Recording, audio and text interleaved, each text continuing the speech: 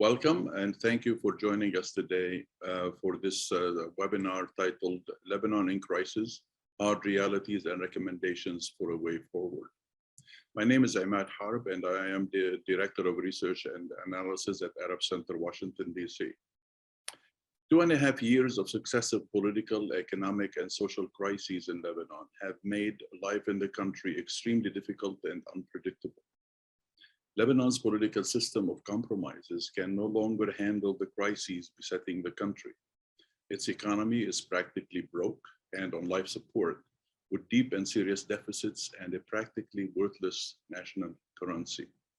The collapse has resulted in a parallel deterioration in important indicators such as employment, inflation, poverty, crime rates, and increased prospects of a collapsed society. Worsening the country's prospects are weaker relations with regional Arab states that were always central for its political and economic stability. On May 15, Lebanon will conduct a much-awaited parliamentary election that may provide a needed incentive to renewing its democratic institutions. Expatriate Lebanese have already cast their votes. Both domestic and external forces have insisted on the necessity of this election, without which no outside economic assistance is assured.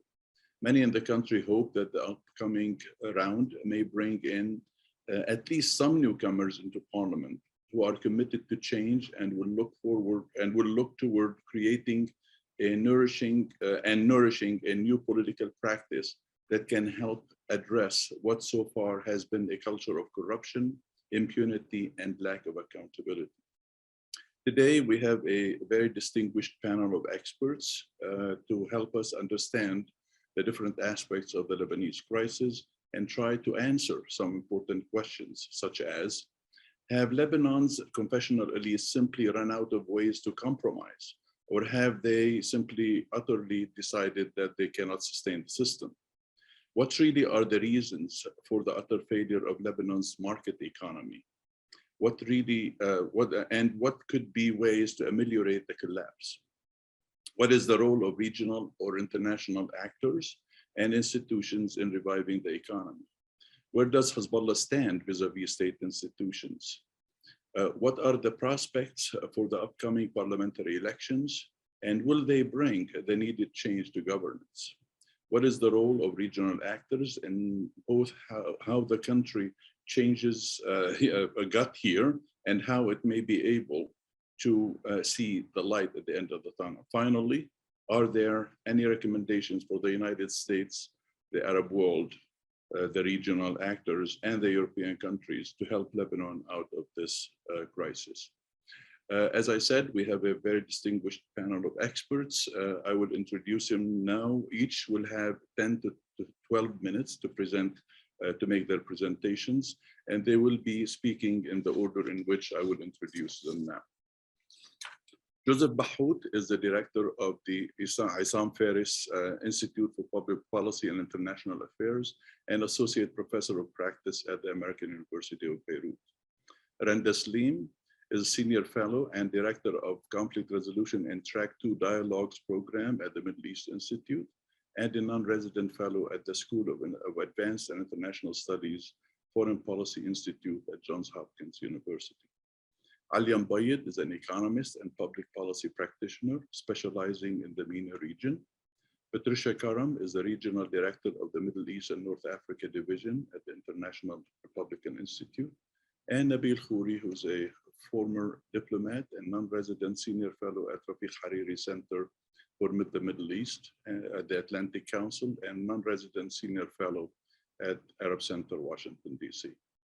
We will have a Q&A period after the presentations. Please submit your questions on the Q&A feature on your Zoom page.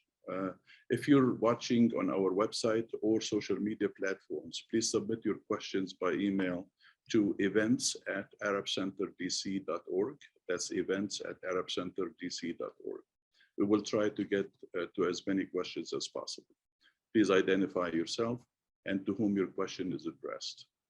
Now, without further ado, let's get on with the program.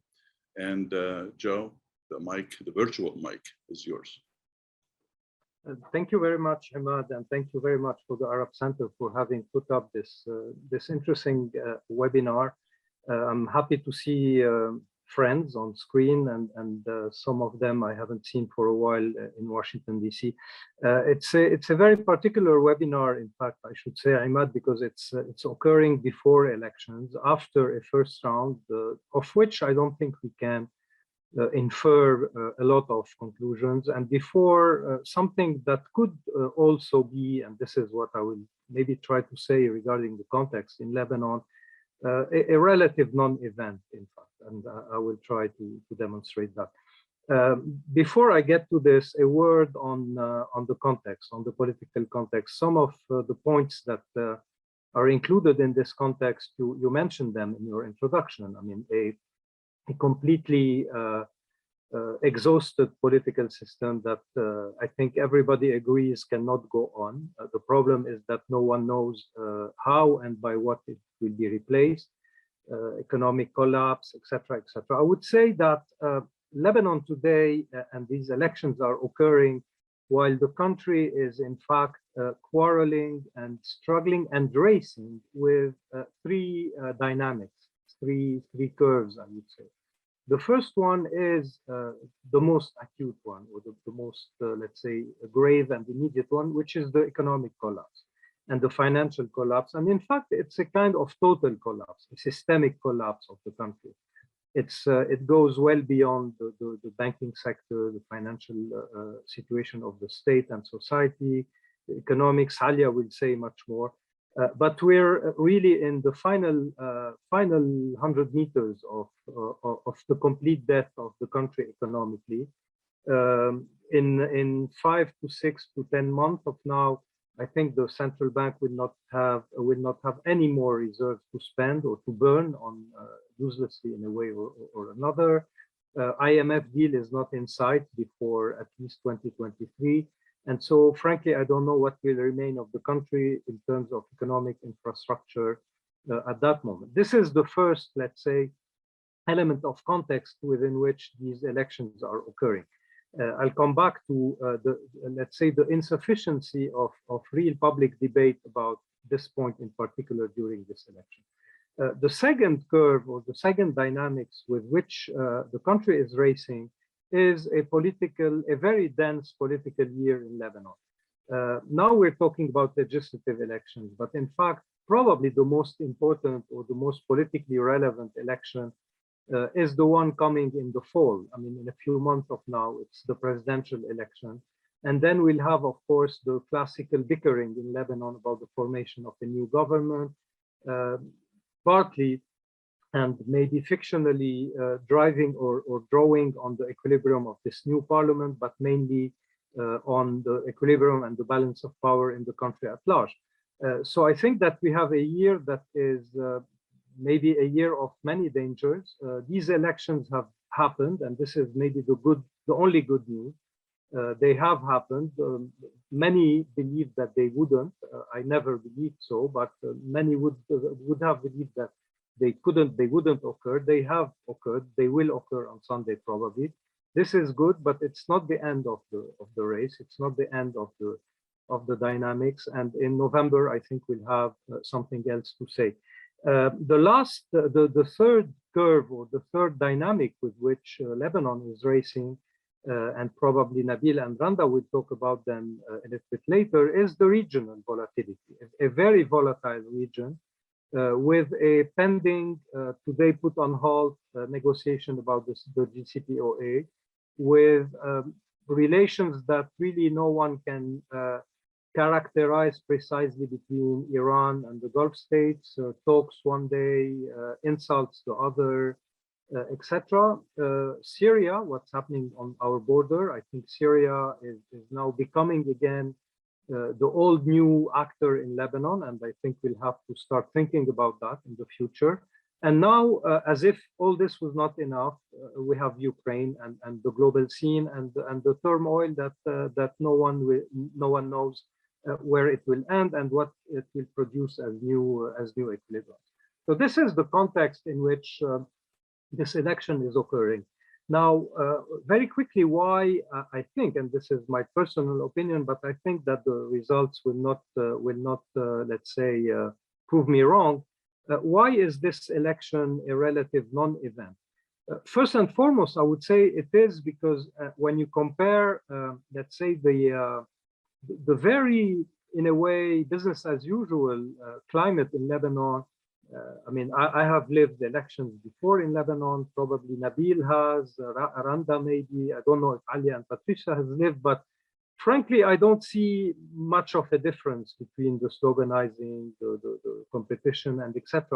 But when you compare that to something that was really unprecedented in Lebanon's history, meaning the upheaval of 2019, the chiasm is enormous. I mean, the expectations that everybody had after the 17 October about a real shift in society, a real shift in political discourse, a real shift in political alliances and formations, a real danger looming over the head of the political system and the elite and etc. And you compare it to today, sincerely, it's as if you are living in a different world. So this is why also, and partly it is a non-event.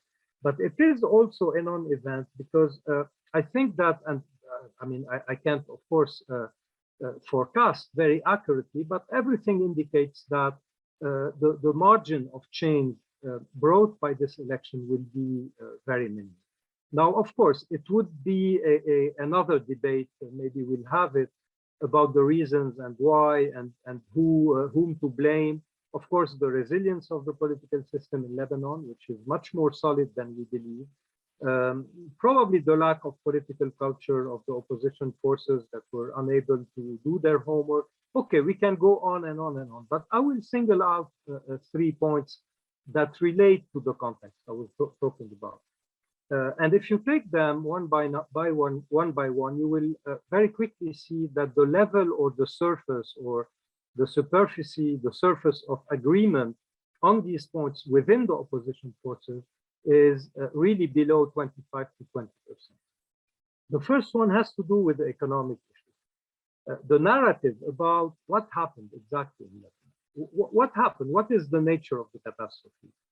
Alia will talk about it. Is it a financial collapse? Is it the result of corruption? Is it the result of bad decisions? Is it the result of, I don't know, the fate being against Lebanon? Who stole what? Where did the money evaporate? How much evaporated?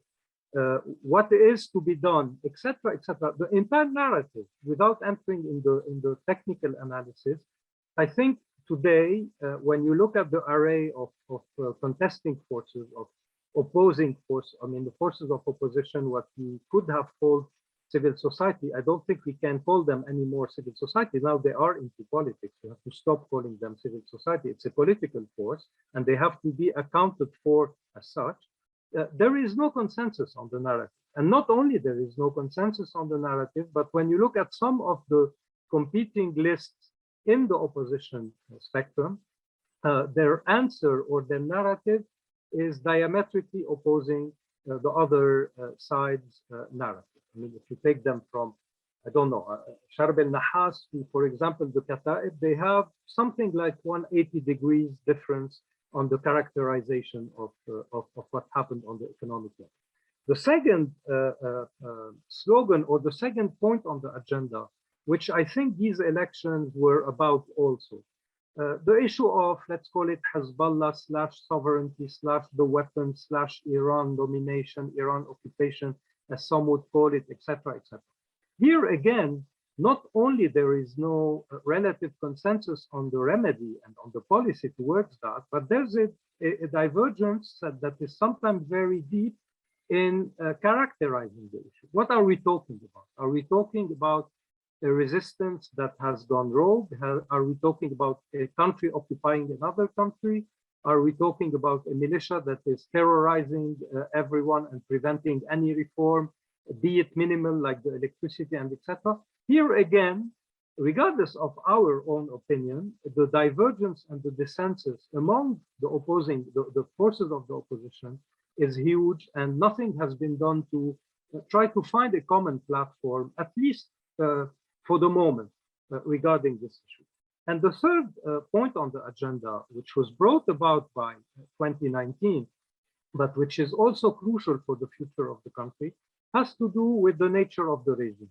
Is confessionalism, political communitarianism to blame for what the country has become? What to do with that?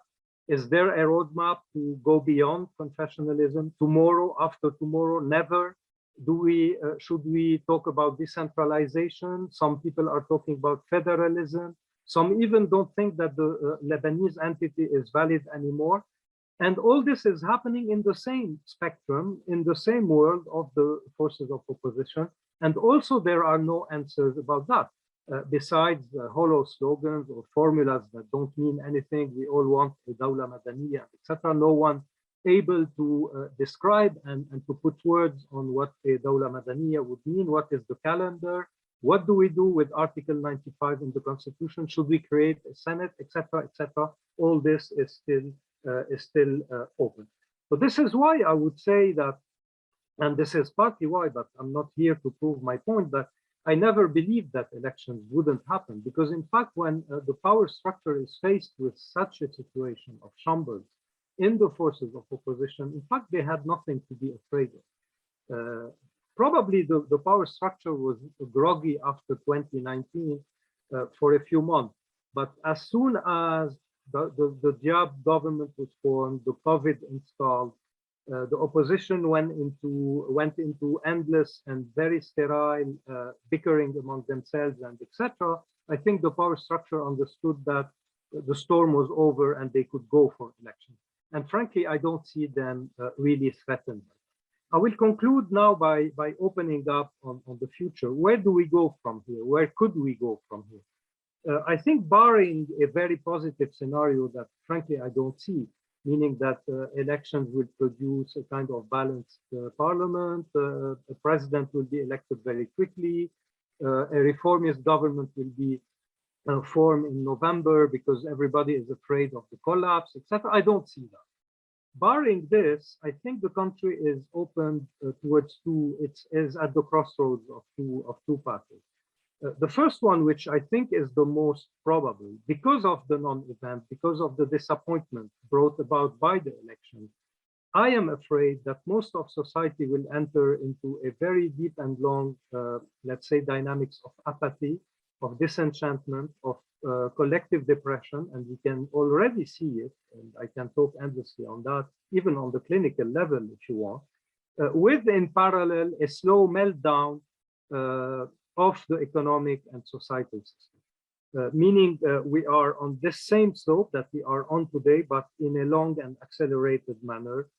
And really at that moment, I think that the forces of the system, what I would call and you would call the counter-revolution, would win in a way, but really on the cheap, meaning it will win and probably reign on a country that is broken. Now, of course, how much it can go, I don't know. I'm not here to talk about 10 years from now, but I think that momentarily this is the scenario that we are heading towards. Another scenario, which is a variant of this one, is that really the economic and social conditions become unbearable for people. And this is something you can start to guess. However, the forces that will express that are not enough located, identified, and etc. But what we can say is that definitely they won't be the same middle class bobo forces that went to the street in 2019. This time it will be the mob, it will be people who will storm banks, will break our cars, will probably enter our houses. Low-level insecurity will be dominant.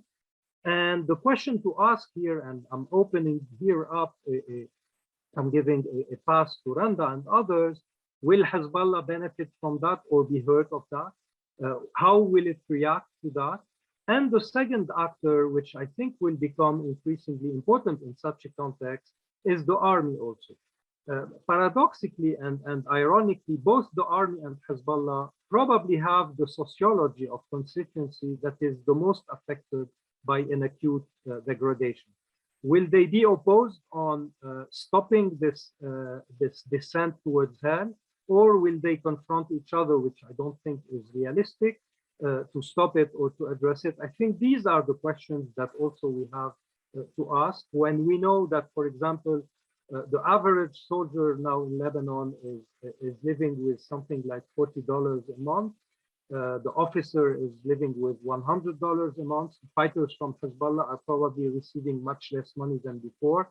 The public sector is unable to pursue maintaining the clientelistic network that it used to do. So all this will lead to a new set of questions, I think, but definitely if a turmoil has to happen again, it won't be the nice and rosy and sometimes folkloric, let's say, upheaval of 2019. We will be in a very different world, and this will open again also on the winds of the regional situation that are still probably here to stay because of Ukraine, at least. I'll stop here and I'll try to cover a part of the political context of these elections. Thank you very much. Thank you, Joe. This was really good, somber, but thank you. I appreciate it. Randa? Thank you again for the invitation. And Joe, I think, did an excellent analysis of what's at stake now, what's likely to happen. And let me quickly answer his question. If there is this deterioration scenario that he is putting forward, which personally, I don't think we are getting there. There are enough forces as well as enough economic factors to mitigate against getting there. International assistance, remittances, they can keep this country, you know, in a limbo for a long time. So the question he asked, will Hezbollah, if that scenario happens, what would they do? I think right now, based on their behavior to date, and that's the only indicators we can, you know, use in predicting their behavior, is that they have been, you know, quite clear about their interests lying in this, keeping the status quo, in keeping the system in place, and in doing whatever, using whatever tools at their disposal, military, political, communication, whatever, to keep the status quo and to keep the current system in place. Now, and partly because of what Joe has talked about, which is a changing, rapidly evolving regional environment, the unpredictability of the Ukraine war, which has a lot of implication, by the way, going down the road for Syria. I mean, Assad's recent visit to Tehran was primarily about what Russia's potential deprioritization or disengagement from Syria, physically even, means for Iran's, for Hezbollah going forward. So, given this unpredictability of the regional situation, of the international situation, GCC, you know, Iran negotiation, Iran-US nuclear deal, I think for them, the default option will remain to defend this current status quo, you know, because any kind of change is also will have unintended consequences that they cannot control, second order, third order consequences. So that's, you know, answering Joe's question going forward. However, let me just take a backseat and just talk about where they are. I mean, Hezbollah is in terms of the upcoming election. Now, it's also clear to me, again, based on their behavior in the lead up to elections, on statements from their officials, they do not feel they are in a very comfortable situation here. I think all political traditional parties do not feel they are in a comfortable situation going into this election. There is a lot of unpredictability, and partly has to do with the people anger, you know, and yes, they have fielded a lot of assistance to their core constituencies, to their core voters for the last few months, you know, which will make them less angry. And, you know, in this country here in the United States, when we try to measure, you know, what's the mood pre-elections, usually all the public opinion polls ask about enthusiasm to go to the voting booth, you know. I think in Lebanon, it's going to be about which constituent is less angry about the parties, you know. So I think the constituents that are less angry, and they have been made less angry because everybody is angry. It's the levels of anger that we are talking about. And so if the Shia constituency, if the Hezbollah allies constituencies is less angry, I think they stand to win. Now, so part of that unpredictability is how this anger is going to motivate the people's voting choices. Part of it is the expat vote. Again, I agree with Joe. We cannot make the assumption here that the expat vote is going to the change or the opposition parties. We cannot assume that. If you look at the picture coming out of Berlin, and the slogans put out there by people in favor of Nabeel Khoury, the intimidation by his protesters, of even observers of that voting precinct.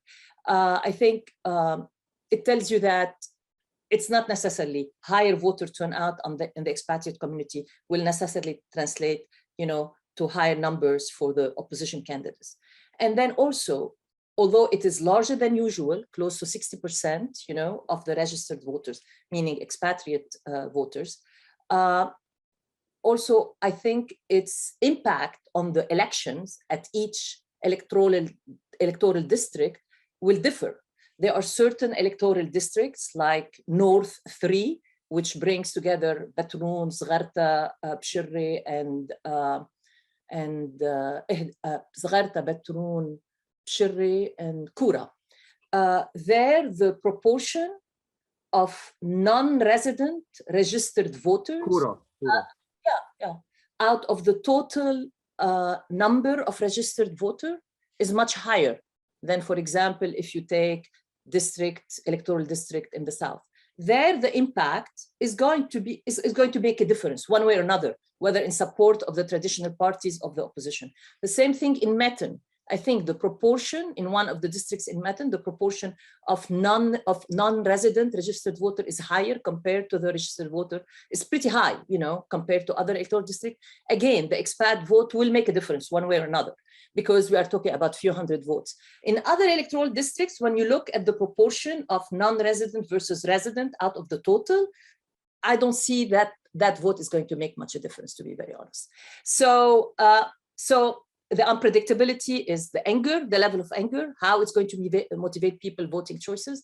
It's going to, the expatriate vote, However, I think what's going for Hezbollah, and in line with the predictions of Joe that it's not going to make much difference, is the fragmentation of their opponents, the fragmentation of the Sunni community and the call for boycott by Saad Hariri, which according to some public opinion polls will lead 30% of Sunni Lebanese voters not to vote, not to cast their ballots on May 15. The fragmentation inside the Christian community, their ally, FPM, the Free Patriotic Movement, is slated to lose, and lose big, particularly in areas like Kisrwan. But their opponents, meaning Lebanese forces, Phalange, also face, dispersion of the vote due to other lists, that are fielded and supported by, money in the districts where they are contesting. And it does, we will see how the vote is going to be distributed, away from the FPM. Who's going to get it? Is it the Lebanese forces, is it the Phalange, or is it, or the bulk of the vote from the FPM who's going to get it? Is it the Lebanese forces, the Phalange, or the opposition candidates? So I think these are the two pluses facing Hezbollah in terms of their standing in the elections. And the question is, can they make up for the loss of votes, of seats that are going to happen from the loss of the Free Patriotic Movement somewhere else, like in districts where Sunnis are boycotting, the vote, and then you have their list then trying to get more of the votes because they can field, a strong voting bloc in those districts. So we'll see, now in terms of outcomes, there are of course 3 outcomes. They can lose the majority, and already one of their parliamentarians said, if we lose the majority, it's going to be by 5 to 6 seats. They can consolidate their majority by increasing the number of seats.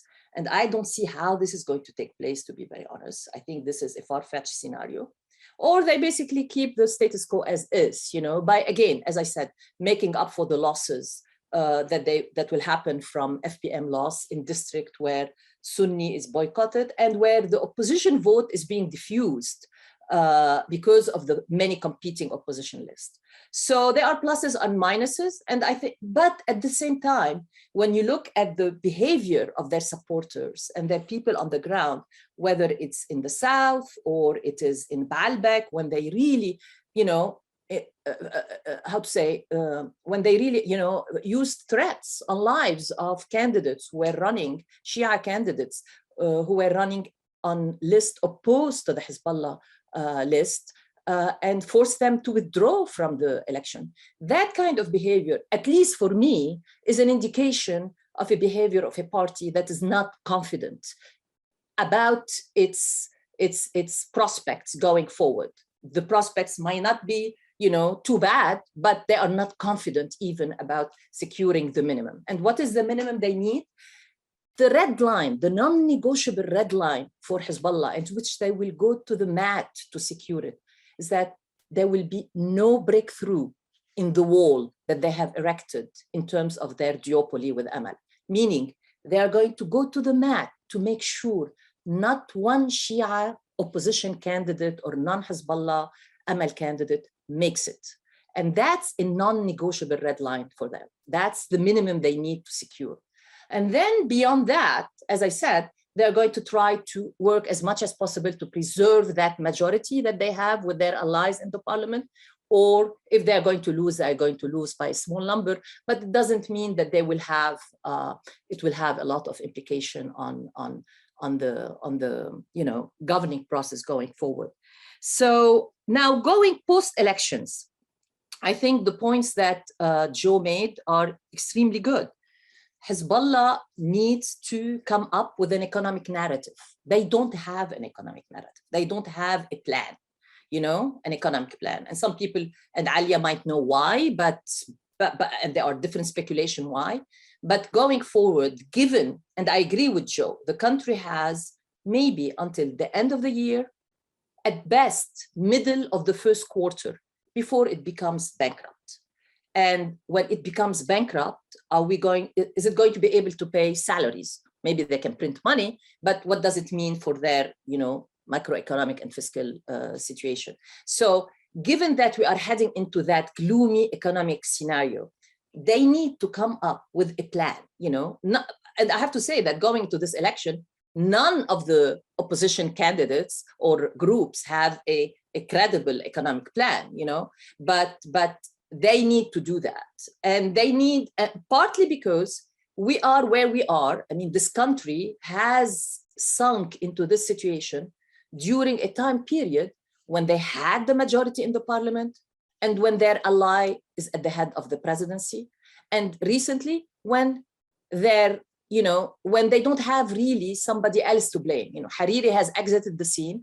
And so basically the onus of responsibility is going to be going forward is on them and on as being the protector of the status quo and as being as a party that has the military capacities to upend, maintain, you know, that status quo. So they need to come up with an economic plan, with an economic narrative.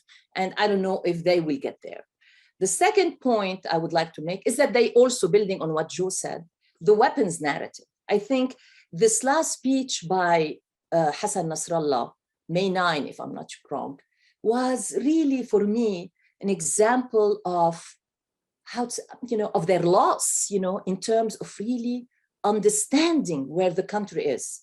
Maybe the speech, which was part of their electoral campaign, is mainly directed at their constituencies. And for me, for him to make that speech to attract their constituency to the voting booth is an indication, again, that they are not that sure and confident about how their constituents are going to behave on May 15. But that speech in which he fell back again onto this resistance narrative, the only, you know, party that can protect you, Shia, and protect the South is going to be the weapons of Hezbollah. You know, this election is a political 2006.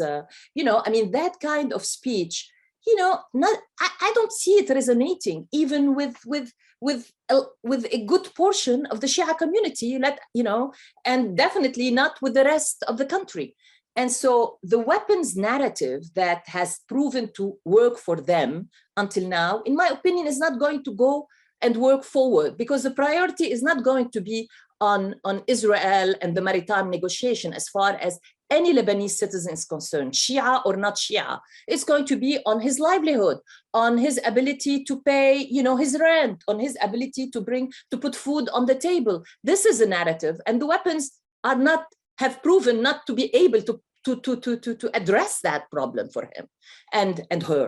And so that's going to be the issue for them, is that how can they link or, make an argument about the resistance, within the economic situation that they are talking about, especially that Lebanon has not been at war with Israel now since 2006. It has been a long time. People have forgotten this, and they don't see a value for this kind of narrative.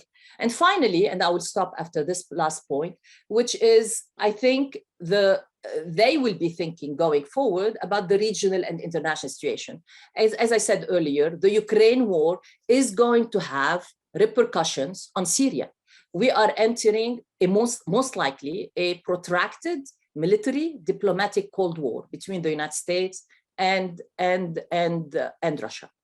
And it's going to have implication on a number of fronts, be it, especially in Syria, where you have, the potential Iranian Israeli escalation there, especially if there is no nuclear deal. But I think it has to do also with how Russia can continue to invest in the survival of the Assad regime.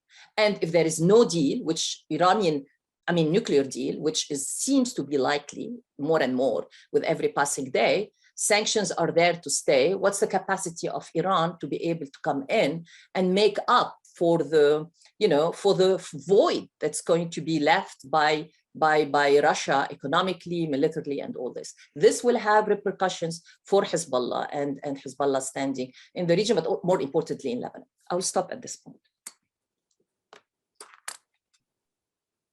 Thank you, Randa. Appreciate it. Alia, your time.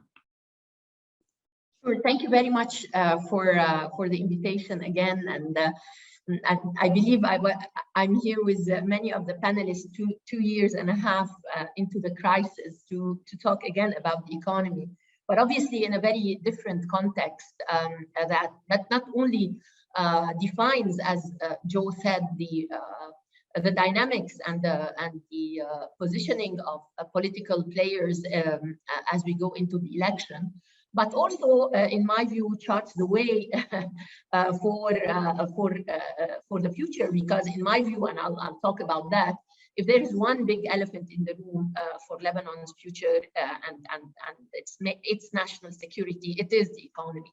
And so my first point, I think, is really to jump on what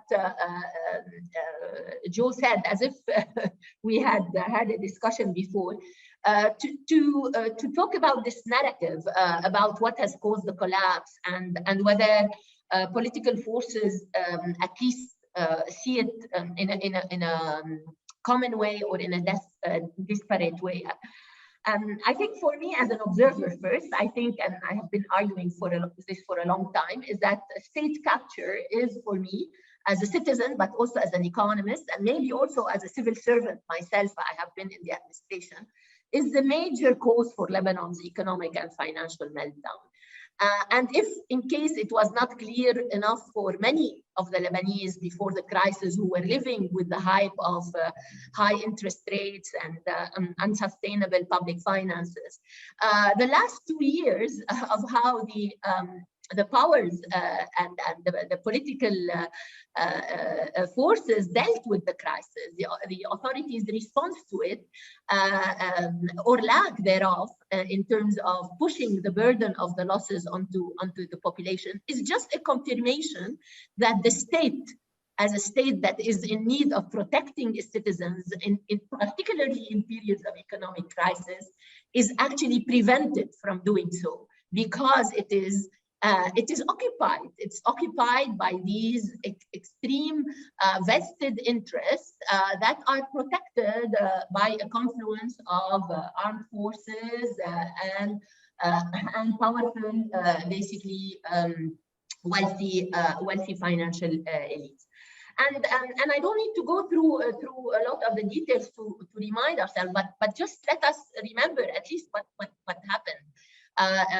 That confirms the importance of state capture in Lebanon's economic problem. I mean, the failed macroeconomic policies, both monetary exchange rate, the choice of the peg, the lax fiscal discipline for more than 2 decades that have produced the large twin deficit that were largely funded by banks' deposits and that ended up to be mismanaged at the central bank, is just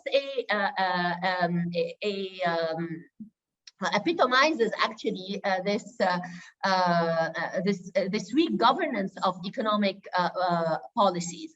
But I think this was primarily allowed for because of the clientelist mainmise over the civil service and the economic power decisions in government, because of those weakened checks and balances, especially at the level of the Ministry of Finance and the central bank, the Banking Control Commission, leading to what we now, and yesterday, I mean, just another confirmation the Deputy Prime Minister confirmed, $72 billion of losses in the financial sector, which now we as a society will need to decide on how to distribute these losses.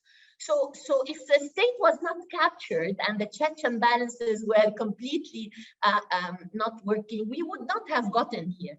But I think even beyond the crisis and the financial sector and the management of the public finances of the state, the long and endless delays and postponement of reforms since the end of the Civil War to Paris I, Paris II, until Fed, and until now, with all the attempts of the international community to lure the political class into making these reforms and get some carrots in return, all these basically refusal to reform, it cannot be explained other by these deep-seated structural problems that are driven by a desire of strong vested interests to preserve their privileges and patronage networks that prevented even a level playing field within the private sector, with lack of competition and lack of competitiveness and very distortionary prices that have prevented actually a private sector driven growth and an export-led growth for a long time. But even after the crisis, I think the response of the political class deliberately aggravated the scale and gravity of the crisis.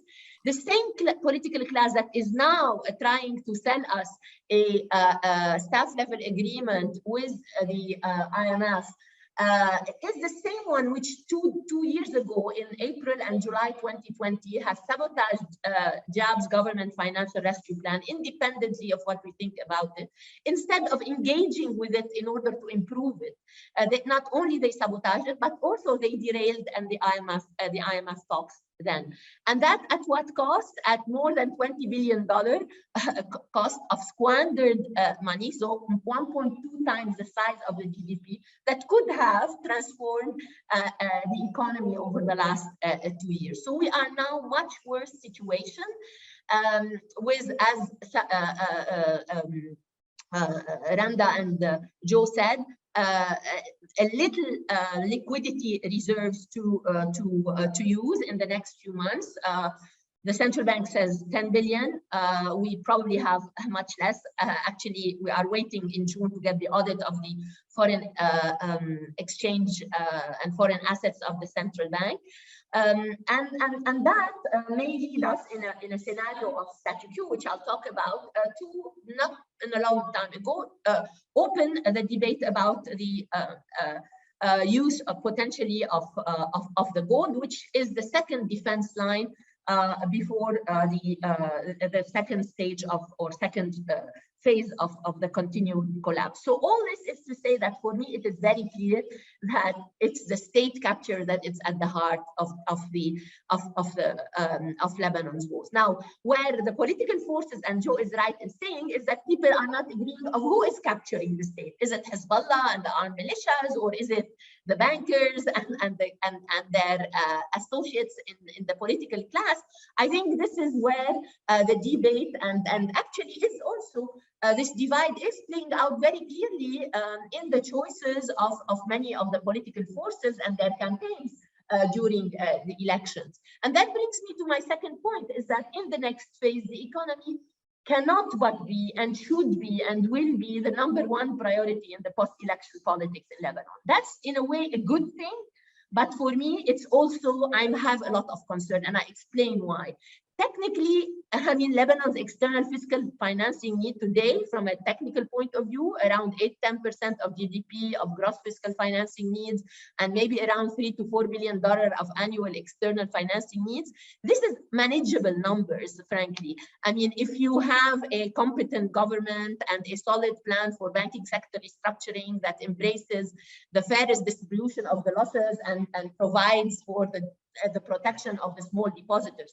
But I think what is technically feasible, again, because of the issue of these state capture, is looking for me politically very difficult, if not impossible, because the next phase is the battle over whatever remains of resources and appropriation of state assets as a way to basically distribute the losses into the financial sector. And but where does this take us? I think it takes us into, in my view, two scenarios that look a little bit like what Joe said.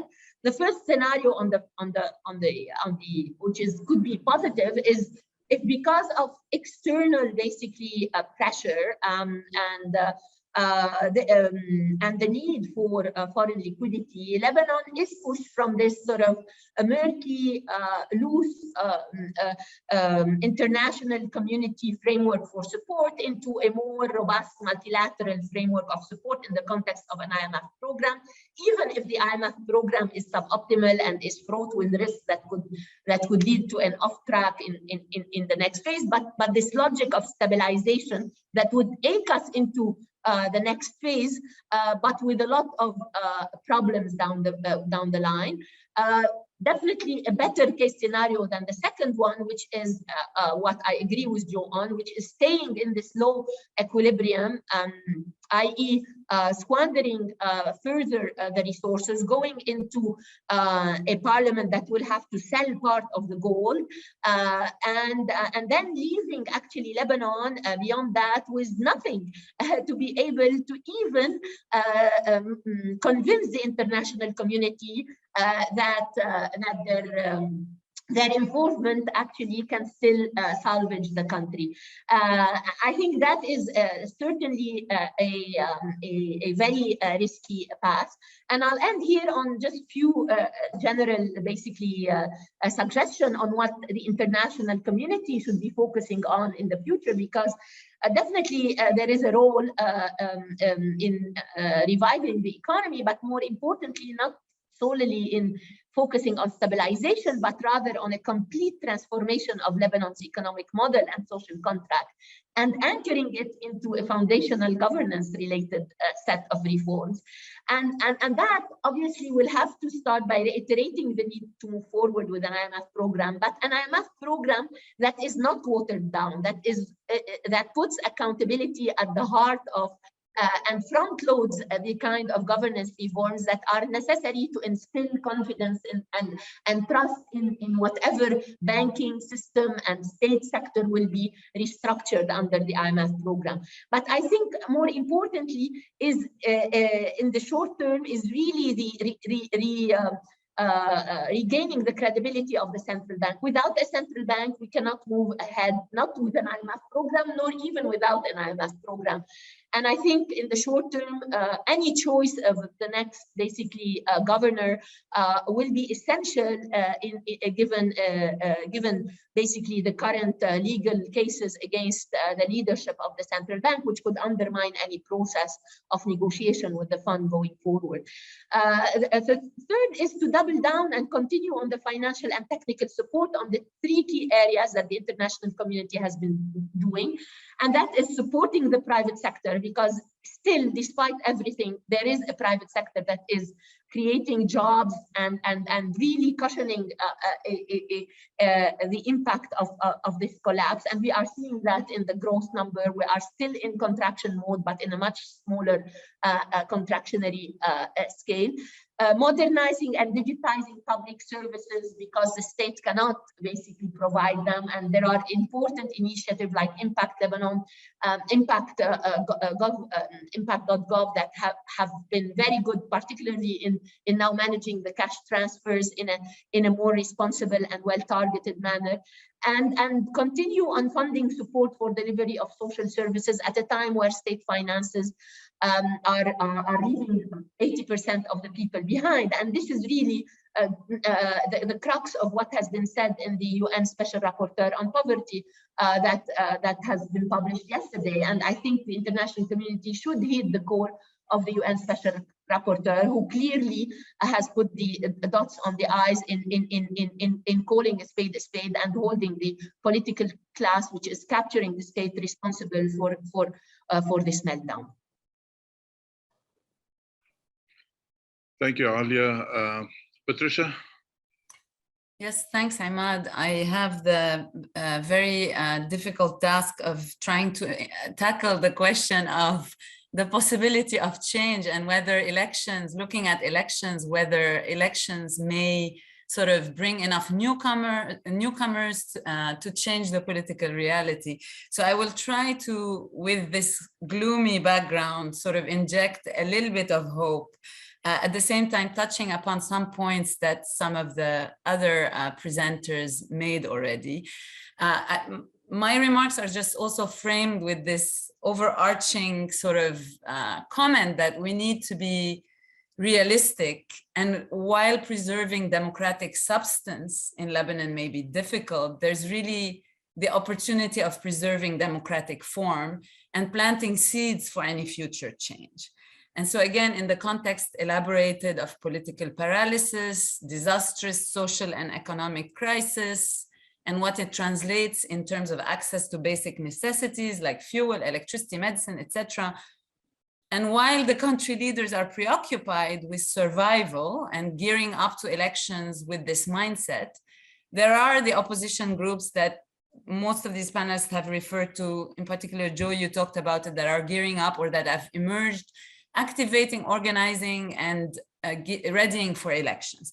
Now, their significance at base, which isn't to be discounted, and something you also touched upon, Joe, has been also in changing the narrative from the previous March 8th and 14th alignments, which really dominated since 2005. After the revolution, the demarcation line in political discourse seemed to shift, with the emergence of really a new alignment between those groups that were opposing the political and economic elite versus the traditional parties now lumped into one camp, the political class, who were really viewed as trying to protect the clientelist system to which the political and economic crises were attributed. So I think this also affected the configuration towards March 8th, with dissident voices growing and increasing awareness about the negative effects on Lebanese society of weapons held by non-state actors, despite what you mentioned, Joe, which is a lack of consensus on remedy or approach. But unfortunately, the battle to break the hold of that entrenched parties had on their constituencies or have on their constituencies is and remains uphill for a number of reasons. And again, despite, for example, what a recent poll that the Konrad Adenauer Foundation sort of conducted that revealed that about 40% of Lebanese are willing to vote for an independent candidate, there is little unity between independents splitting their votes. So the social movement has really not been able to unify itself in a way to be able to introduce tangible changes. That said, the election remains pivotal for a number of reasons. The one of it being that it will be a test of whether the resistance camp, the pro-Iranian resistance camp, can claim full control of Lebanon without opposition, or whether they can claim that they are a voice, an important or majority one, but not the only one. And so all those who oppose them right now, internally or externally, are in truth either in disarray or in disformation. So the election is almost lining up as a tripartite competition between resistance, to put it tritely, resistance, establishment, and revolution, Establishment and revolution don't have clear support from the outside. Establishment is in disarray, revolution is in disformation, while resistance is well supported. The result will be majority or less than majority rule. So in more ways than one, elections will ultimately be a test of the Iranian influence in Lebanon. They're not being countered by anything, and in some ways this is the perfect storm. But it is important, and this is the ray of hope, that the victory not be resounding. There are a number of scenarios. Mine will be much more basic. One, that the opposition wins big, which is unlikely, though not impossible.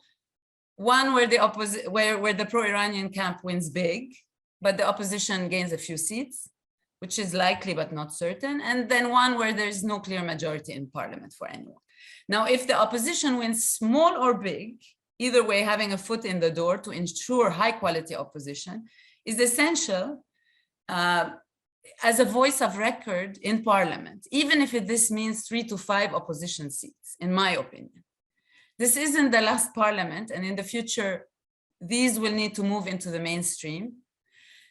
In the unlikely scenario where a parliamentary majority in which the forces of change play a pivotal role, this could also be essential for electing the right president, who would be presumably capable of helping said recovery and pulling Lebanon out of the abyss. Regardless, I think the elections will sober up the revolution and may lead to the deconstruction of the establishment, which is happening already with the Saad Hariri sort of boycott. The elections may produce some new leaders as well from the revolution, which will be important in the future. From these on, in my view, a couple of things would be needed.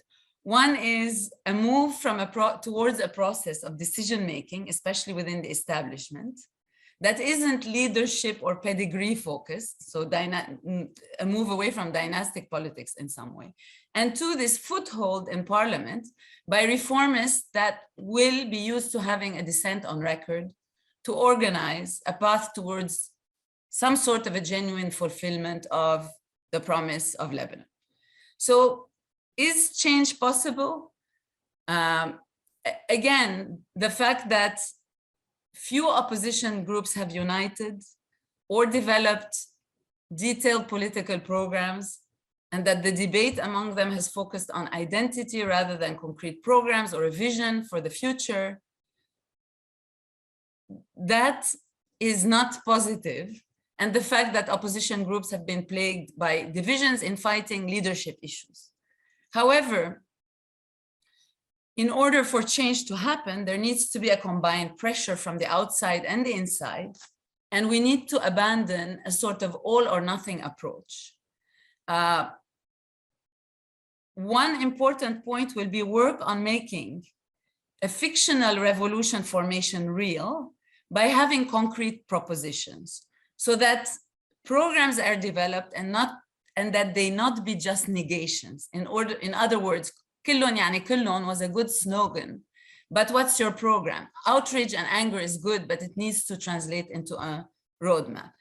One thing that needs to be mentioned, that there is also a certain complicity on the part of the public, which is that while the political class has been enabled by Hezbollah, the primary enablers to a certain extent have been the citizens who benefit from the patronage system that maintains the political class.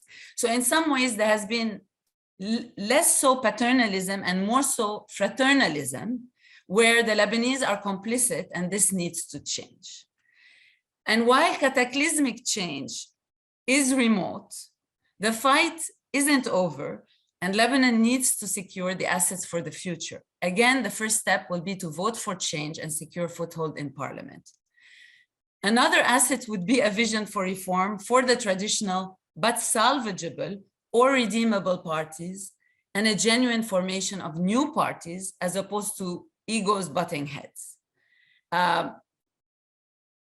not going to go into, the elections are there are districts to watch, which some of them have been mentioned, some of which will be important battleground. We talked about North 3, we talked about Beirut 2 to North 1 to Beirut 2 as well.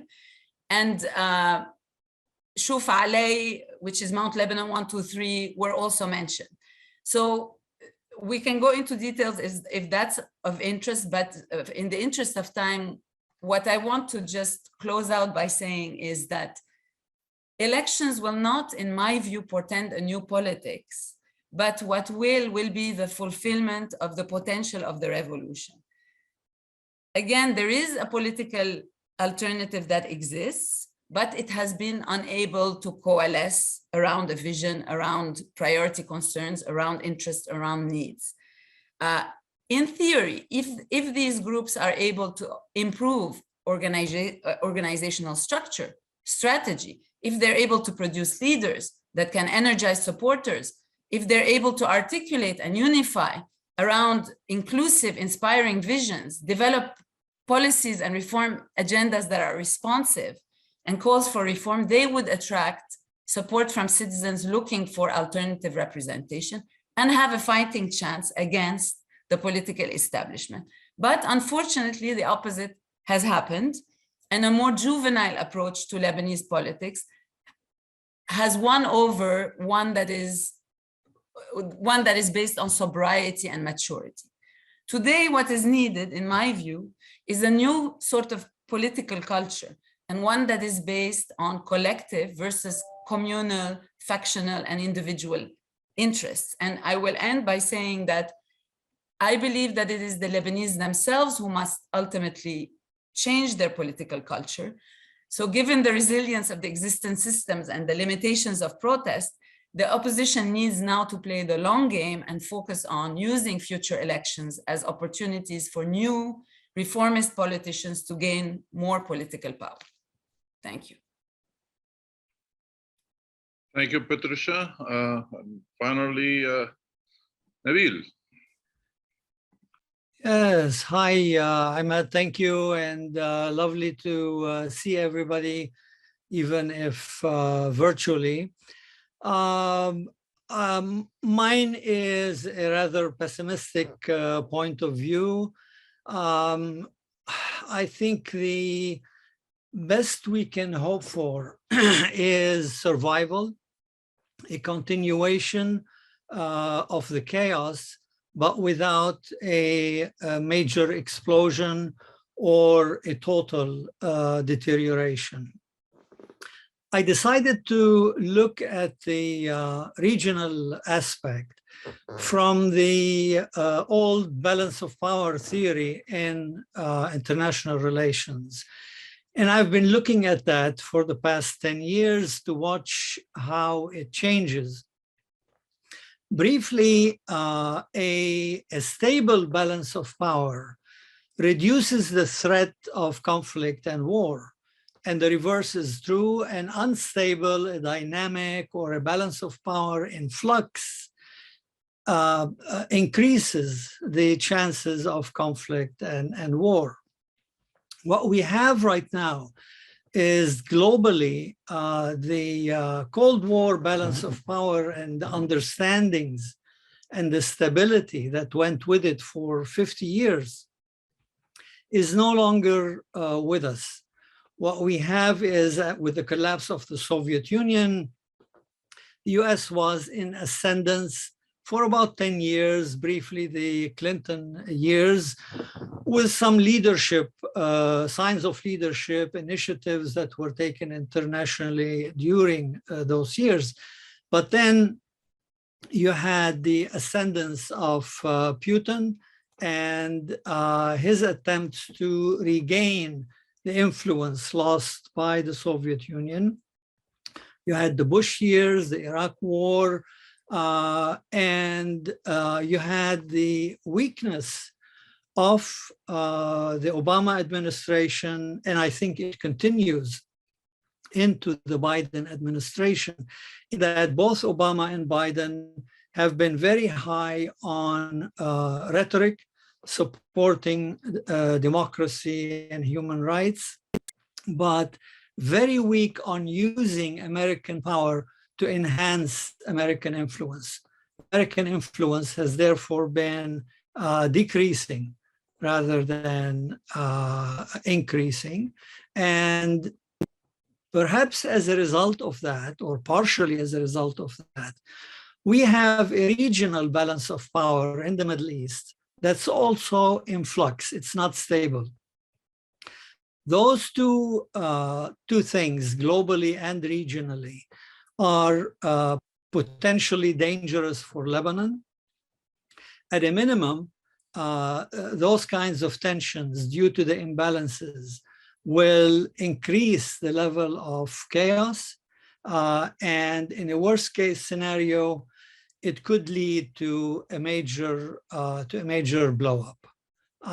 Essentially, the internal balance of power in Lebanon goes way back to the foundation of the system, the National Pact of 1943, which dictated sectarian representation fixed at a fixed quota level, and a rule by consensus, at least on the major issues.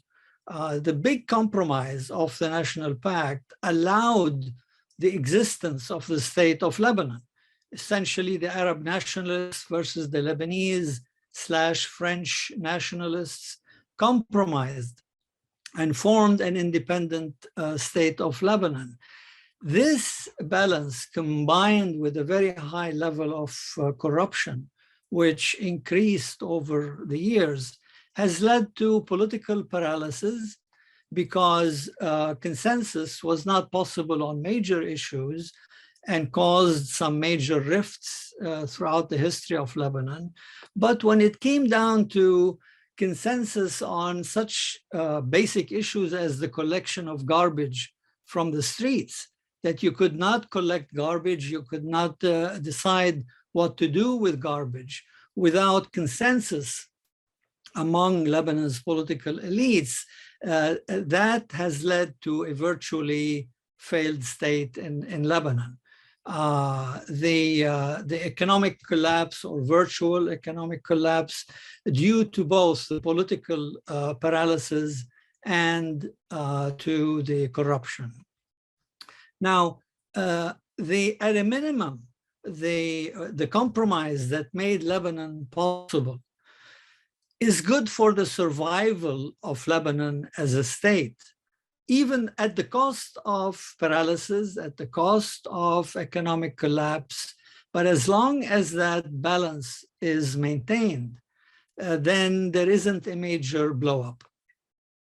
And right now, both the imbalance globally and the imbalance in the region are pushing the balance of Lebanon, tipping it. It's like a seesaw. It tips in favor of one side and in favor of the other.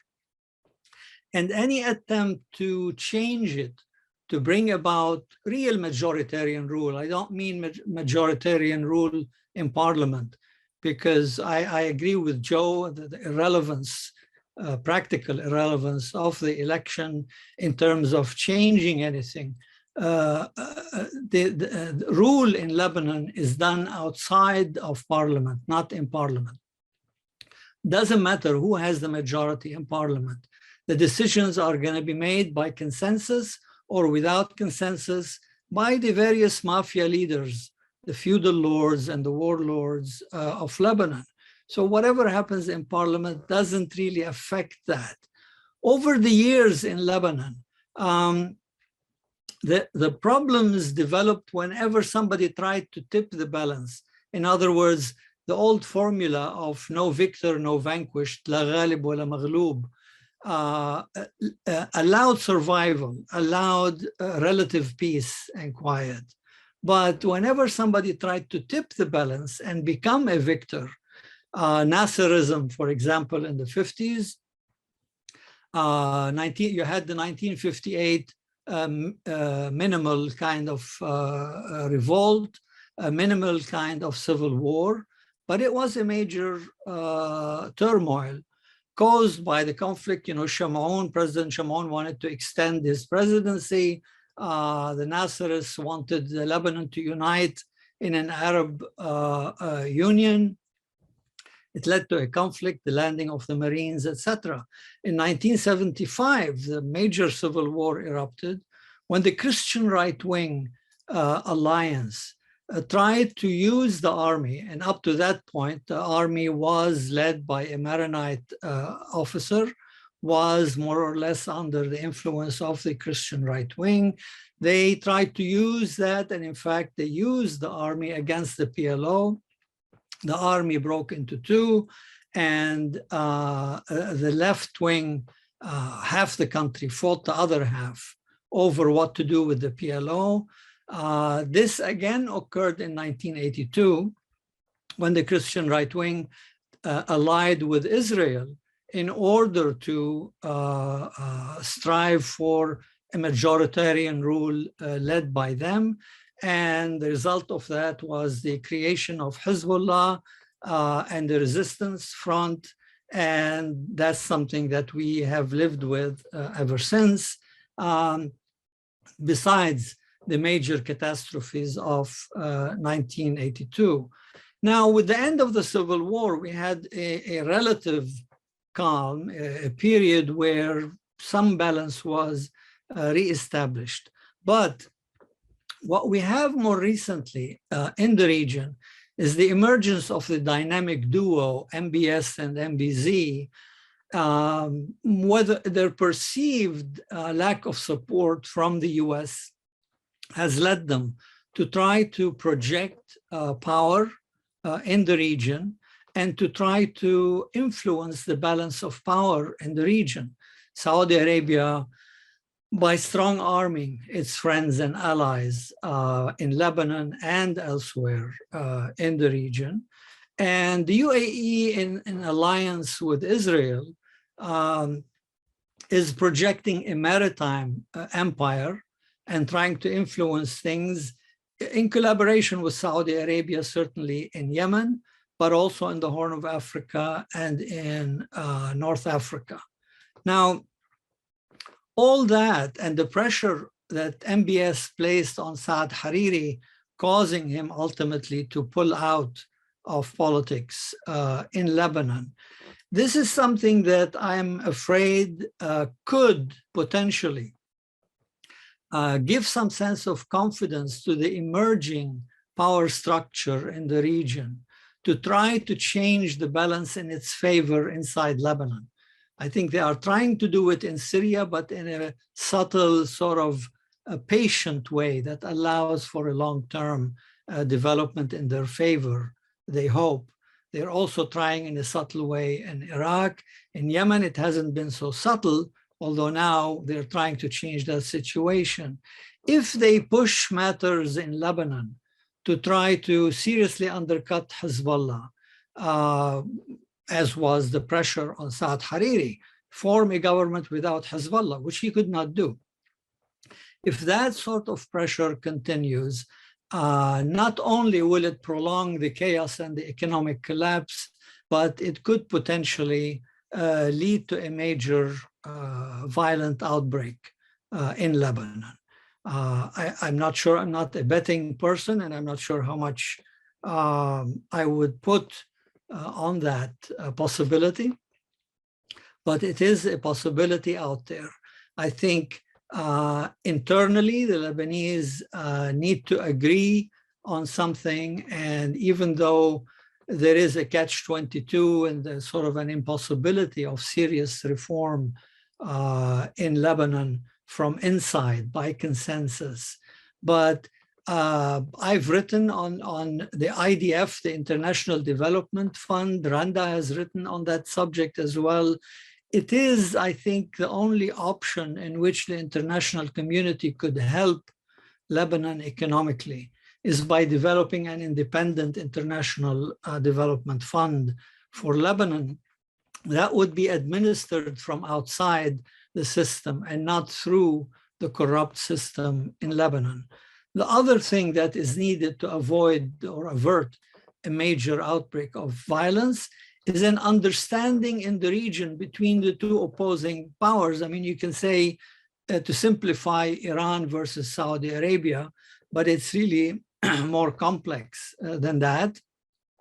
If they can achieve a kind of equilibrium, sort of like the old Cold War between the Soviet Union and the United States, an understanding of zones of influence and an agreement not to try to upset, not to try to take over somebody else's zone of influence. That could avert a disaster in Lebanon. But if either side tries to assert complete control over Lebanon, Lebanon could well explode. Sorry to end with this pessimistic note, but that's how I see things. Well, thank you, Nabeel. Appreciate it. Thank you to all for your great comments. Yes, it is a very, very dire situation, and but you can always I don't know. I always like to look at the half full kind of situation with the glass.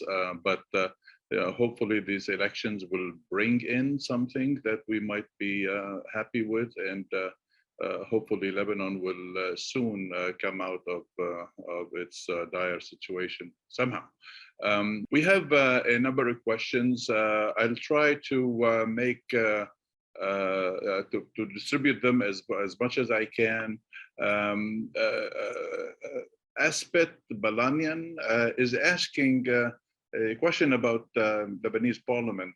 How many members of parliament does Hezbollah really have in the current Lebanese parliament? And the other question, also from the same person, is how many political parties are in the current parliament, and how many parties have candidates running in the present electoral campaign? I'll give it to any one of you in a couple of minutes. Hezbollah has 12 members currently. Birri, it's his ally, their ally Birri has 17, and their ally Basil, Free Patriotic Movement, has 29. Right. And they have other allies, you know, like Frangieh and Arslan, the smaller numbers. But these are the three big blocks. Yes, if I may add also, they also have a majority in parliament. Parliament is 128, and they have over 64. They have like 68 or 74? 70. They have 70. Okay, 70 parties. Hezbollah and allies have 70. Yes, Abu Bakr Ziyad is also asking about Hezbollah. It's basically a comment. You know, they don't need a plan. I think Randa mentioned that Hezbollah does not have a plan. All the religious parties never had a plan, he says. But he basically is asking also, could somebody just shed the light on what is Iran's interest in Lebanon? Hezbollah's survival and flourishing. Basically, maintain Hezbollah as an independent military force. It's the same interest they have in Iraq, although there it's much more, you know, acute because they share a border with Iraq and they have history with Iraq. It's the same thing with the Hashd in Iraq. You know, it's very important for Iran to maintain the Hashd as an independent military force that has, and with a budget that has a capacity to be able to basically, you know, prevent any kind of consensus in Iraq, which will never happen, but it has an interest that can threaten Iran in any way. In Lebanon, I think it's Hezbollah's survival, Hezbollah's military arsenal, and both to protect Syria when need be, as we have seen with the civil war, because Syria is the heart of that resistance axis. It's not Hezbollah. Syria is the one, and then to prevent any kind, I mean, to be the deterrent, you know, against Israel, in terms of an Israeli-Iranian confrontation going forward. This is what Hezbollah's weapons are for. Thank you, Randa. This is an email question from William Grant. He also has another question as well, but I will ask this of Joe. William is asking, what will it take to dismantle the confessional system and the oligarchy in Lebanon? In about 30 seconds, does the country have to reach rock bottom first? Of course, I mean, reaching the rock bottom would probably lead to a sort of Big Bang in Lebanon and refoundation of the Republic and the National Pact and etc. The questions here are infinite. First of all, what is the nature of this rock bottom? Will it stay, as Nabeel and Randa have alluded to, will it stay non-violent or will it go to violence? Just a reminder about Lebanese history. Every time we have shifted or changed even slightly the constitutional, let's say, framework or the National Pact's formula, even very slightly, it was after the outburst of violence. So this is the first lesson. The second one is we have a rock bottom now. We are racing to the rock bottom, and I think we said it. And I'm not seeing the system really being transformed. It is rottening. It is less performant, quote unquote, in terms of even giving, I mean, the clientelistic, let's say, fruits that it used to do, but it is definitely not dying yet. Now, I don't know if it will die. We don't know. I mean, no one knows what life is about, but I don't see this happening. Now, to answer more politically this question, I would say that, and it's another way of putting what I said in my intervention, after the collapse that Alia, I mean, characterized very well, after the upheaval of October 2019, after all this, we could have expected or hoped that the Lebanese would at least start thinking rationally and in cold terms about a realistic new model. Now, completely changing the system, going towards a kind of Westminster democracy, it's probably not now and it's not on the table, but at least to answer the questions of, as Alia said, economic and financial good governance, as we all say, of, let's say, and Patricia alluded to that, of giving people some, let's say, perspectives of future. It has to do with, of course, the confessional system and other things, and probably a more peaceful, not completely neutral and etc., but a more peaceful, let's say, relation to this, to the country's environment. We could have expected that within these 2 years, at least the people who don't have a vested interest with the system would have devoted enough time and effort and intellectual energy to think about this. Unfortunately, it has not been done. I see Alia smiling. She smiles also for me. We have been part of the same groups that pretended to do that. One day we'll have to make a serious, let's say, assessment of what has been done and what has not been done. But I think that sometimes you have to accept to take the blame on yourself.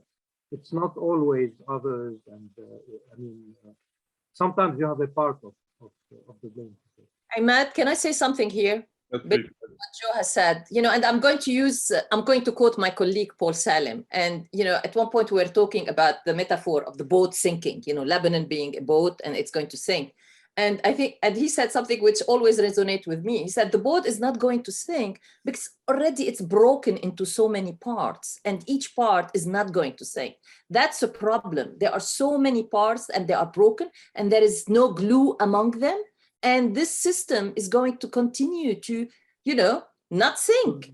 To linger. One way or another, it's going to remain resilient. You know, I hate to say resilient because I assume more positivity to resilience. In this case, it's totally destructive. But that's what's going to do is that glue that bound this together, and eventually, if this together would fail, it will sink it, is not there. So you have small parts that are struggling with each other, and they are now converging around maintaining the system because it's the only way they preserve their interests. So it's going to be very, very hard to break it and sink it and change it. Thank you. The other question from Mullion Grant is, this is for Nabeel. Why are so many regional players and their proxies fighting over a small country with very, very few natural resources? Why are international powers trying to save it? What is the true value of Lebanon to these regional and international players? Well, on the negative side, Lebanon has always been... Sorry, Nabeel, in brief if possible. Lebanon has always been a platform for struggles of powers in the Middle East. whether it was Nasserism, socialism, different isms have always manifested themselves in Lebanon. It's been information, education, banking system, etc. And so it was a natural arena, freedom of expression. All the opposition forces could come and express themselves in Lebanon. Lebanon became an arena for struggles, sometimes purely intellectual and political, and sometimes violent. On the positive side, for somebody like the US, for Europe, Lebanon was a pioneer, was in terms of democracy, at least in terms of the recurrence of elections, coexistence of different religious sects. Economically, at one point, it was a miracle. It was the best middle-class run economy in the region. For all these reasons, they would like to help to revive it, because a successful Lebanon is a positive sign and a positive influence on the region as a whole. But right now, it's not the case, of course. Thanks, Nabeel. Patricia, Rand Rahim, our friend Rand Rahim, has a question specifically for you. Are there parallels with the elections in Iraq that returned a number of reformist MPs and some independents to parliament? Is Iraq the reformists who, in Iraq, the reformists who represent about 7% have not been able to make an impact yet? Can they do so in Lebanon? Yeah, thank you, Ahmad, and thanks, Rand. I think there is the potential of a parallel, but no parallel yet. Again, what I was emphasizing, that we need a voice or voices of dissent on record. This is why sort of the infightings of the opposition camp are somewhat disappointing.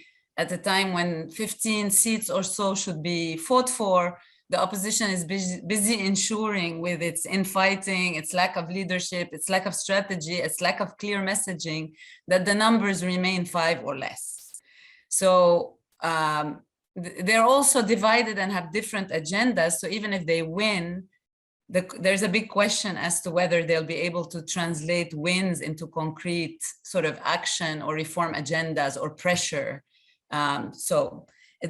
Ahmad, if I may add, there are, just for the previous question, a previous question was asked, I don't know the number of parties that are represented like among the lists, but there are 103 lists and there are 1,043 candidates as far as I'm aware, just to put it out there. Thank you, thanks. I have a question for Alia.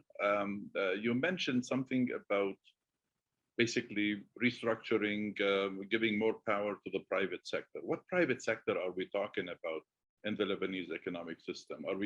Do we want to revive the banks to be more in control, or are we talking about industry, agriculture, new sectors? What are we talking about when we talk about private sector in Lebanon?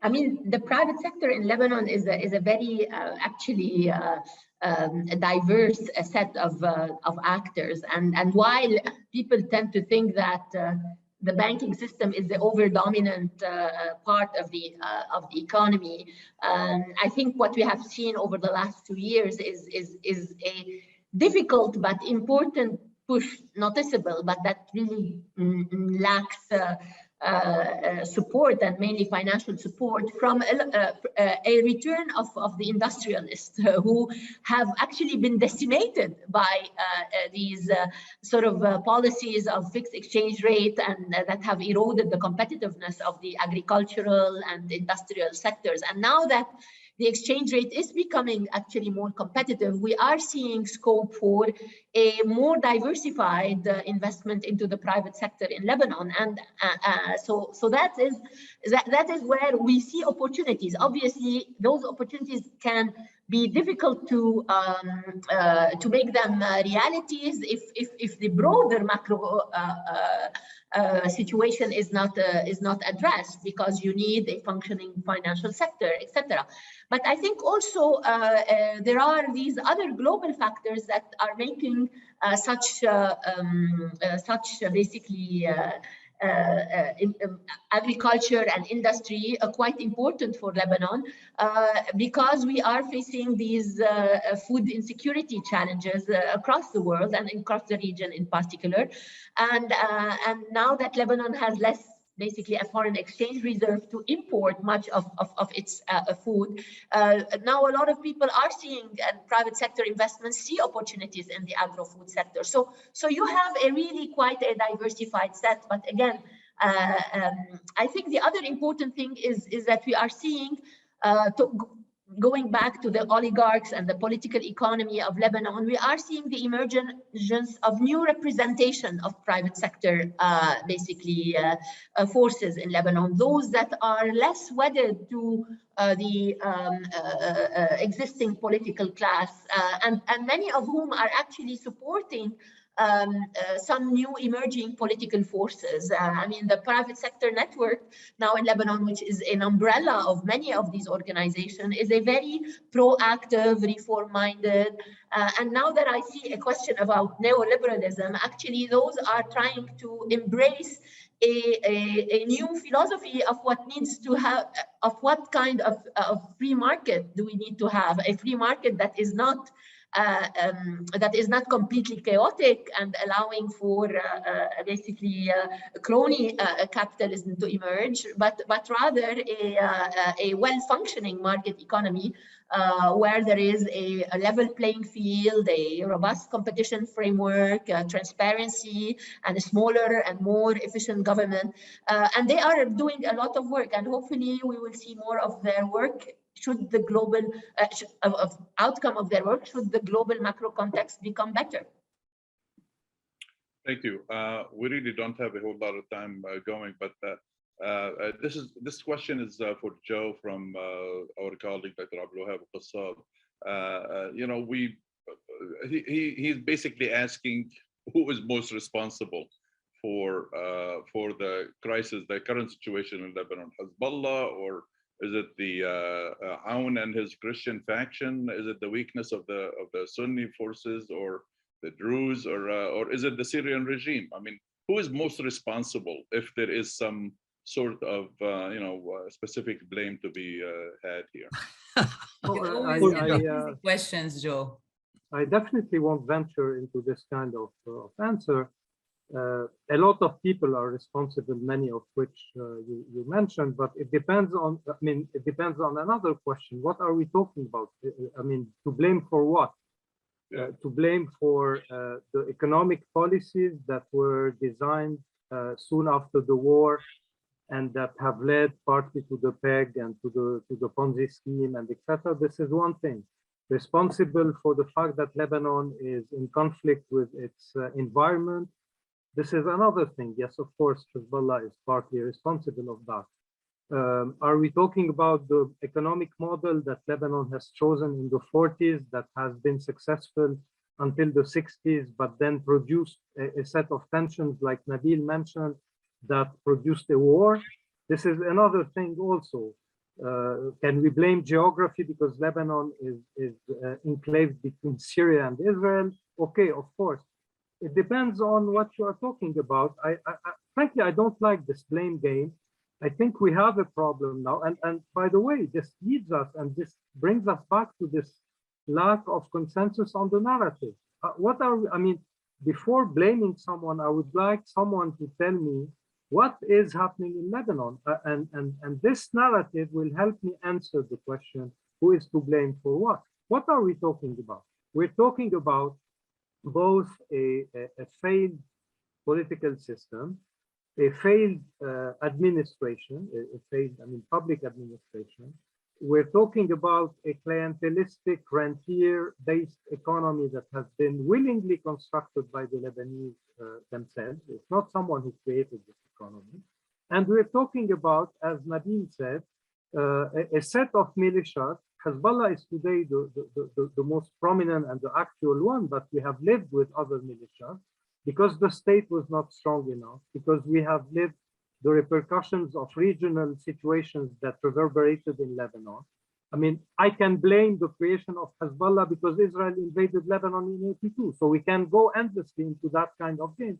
For me, it's not, it's interesting intellectually, but I don't think that it will bring an answer. Thanks, Joe. I'm going to hold 5 more minutes because I want every one of you to have 1 minute to answer, to just basically wrap up, but also include, if you can. Lori King wants to know if there should be an international tribunal to hold Lebanon's mafioso leadership accountable. Alia Moubayed wants to know why not just give the country to Hezbollah like the Taliban took Afghanistan. Maren Hepper wants to know about the Druze, the position of the Druze in the country. So please, I mean, try to. This is your question, Ahmad. I suspect that it is your question. Believe you me, I don't speak for them, and they do not want me to speak for them either. Please, we can go with the same order, Joe. No, I think, I mean, I would take only one of these questions. I think it was the third one. Can you repeat it? The third one about the why not give Hezbollah the no, I would say it was not the question I wanted, but I will answer it. One could say that Hezbollah is already in charge of the country largely, but here I would concur with Randa and with Nabeel. The problem or the conundrum, the catch-22 of Hezbollah is that Hezbollah is today probably not the most dominant, but the absolutely dominant force in Lebanon. But its problem and its own paradox is that it doesn't want to take responsibility for the country. So in fact, it prefers to dominate the country than to govern it. The problem is that you have to find someone to govern the country. And this is where we stand. Absolutely. Randa? You're muted. I was planning to answer the same question about Hezbollah, which is, I mean, and I concur totally with Joe, is that, but that they so far have tried to shy away from the governing issue. But I don't think that after this, I mean, going forward, especially as we are exploring this potential bad economic scenario, I don't think they can afford to do that anymore. As I said in my presentation, they need somehow to evolve a meta-narrative where basically they can link the weapons to the economic situation and provide an economic plan. It's just they can no longer, and you know what? And partly it's because they can no longer blame it on Saad Hariri. They cannot no longer blame it on the Hariri inheritance and the economic model they put there. You have been in control for some time. You really need to be responsible for change. Now, how long can they escape that? I don't know. I think if there is an escalation in Syria between Iran and Israel, I think then they will get away with it because then the focus will be on the resistance weapons. But absent that, I think they are going to be facing some really tough questioning from their own people about, okay, what are you going to do about our livelihoods? Alia? I just put it in the chat really for those who want some sort of to read the report of the UN Special Rapporteur, which really met with a wide-ranging set of both officials and civil society. I think that the next period really will require a putting back, as Joe said. I mean, the economic challenges and policy issues and trade-offs that we are facing, because they are existential at the heart of the work of the next parliament and of the next government and of the next president, for that matter. I think unless we deal with it as a matter of ultimate national security priority, it will be extremely possible to argue that Lebanon will not become increasingly more than a failed state.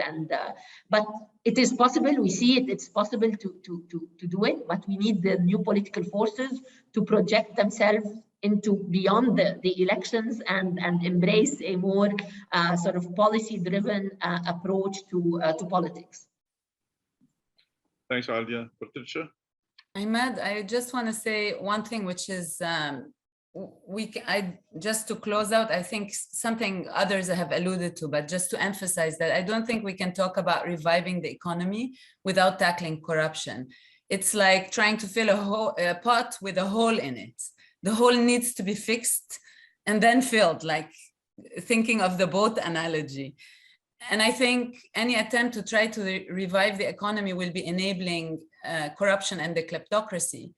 And though linking it back to the accountability question, while a positive role for the international community can be through some sort of an economic, fiscal, financial mandate that many of you have talked about, I think it needs to be, the mandate needs to be not just about denying support for not reaching benchmark, but there needs to be a naming and shaming element. And I think maybe Alia alluded to that when she cited the UN report, which was candid in its assessment. And if, in other words, if parties who are responsible are not restrained and held accountable, I think any contributions will not move forward. And the next phase should really be focused on remedial action so that the collapse doesn't continue, but also accountability. Thanks, Patricia. Nabeel, and please, if you can just put in 2 sentences about for our academic advisory board member, Laurie King. She wants to know about that tribunal for the mafiosis. Laurie is always a troublemaker, and she asks the tough questions. But I agree with Joe about the futility of the blame game. Every major politician, party, every religious sect in Lebanon is responsible for part of the problem, at least. Essentially, the real culprit is the whole system, based on the 1943 National Pact. That system needs to be totally revamped and totally changed. The vicious circle is that you need the system to change the system. And it's not going to happen. The system is not going to change itself. The other part of it is the 2019, I prefer to call it uprising rather than revolution, attempted revolution, doesn't work in Lebanon, because even if somebody mentioned 40% want to vote for somebody else, even optimistically, if 50% of the Lebanese population is sick of the system and wants to change it, they cannot, because the other 50% are part of the old system. They are well armed and very loyal to their various militias and mafia leaders, and therefore they will clash. So this makes a reform, especially gradual reform from inside, very difficult. And from outside, it becomes violent. Should people be held accountable? Yes, someday, inshallah. But if somehow you are able to change the entire system, then you can hold people responsible for all the crimes that they have committed against the Lebanese population. But this is not possible now. And the problem with the outside world intervening is that they don't intervene for the benefit of Lebanon as a whole. They intervene for their own particular interest. So you pick someone and you say that someone should go before the International Tribunal. Why? Because you want to weaken the side, or you want to influence the politics of that person's political party. And so that doesn't work. Eventually, everybody needs to go before an international tribunal, but that's not going to happen, and maybe not in our lifetime.